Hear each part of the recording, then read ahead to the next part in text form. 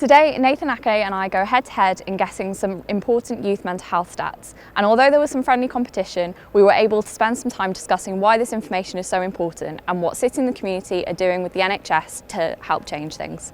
So, question one. On average, how many children in every classroom have been identified as having a diagnosable mental health condition?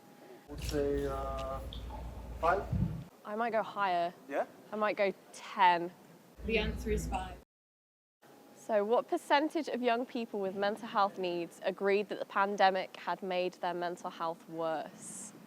I think it'll be quite high, because I think on our programmes what we find when we're talking to young people, like a lot of them missed like school and stuff because of the pandemic, so that really made their mental health a lot worse. So I'm going to say 85? Yeah, 85%? Yeah, I think it'll be pretty high.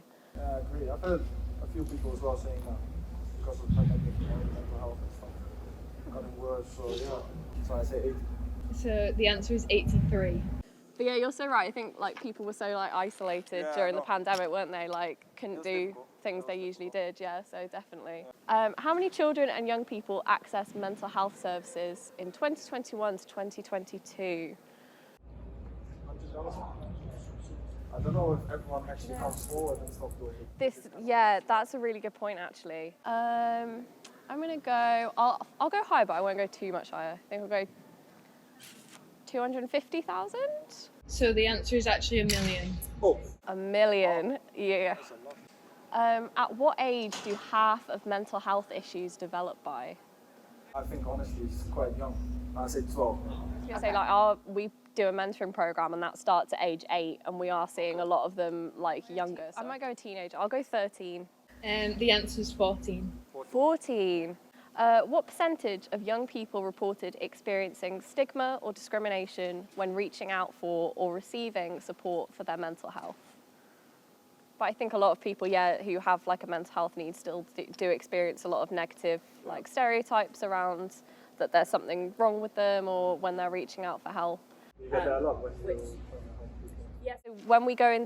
We deliver group workshops in primary and secondary schools, and literally the first session is all about breaking down this stigma and saying it's okay to be talking about your mental health and it's okay to reach out. 75? So high, yeah? Yeah. I would say 60. The answer is 66%.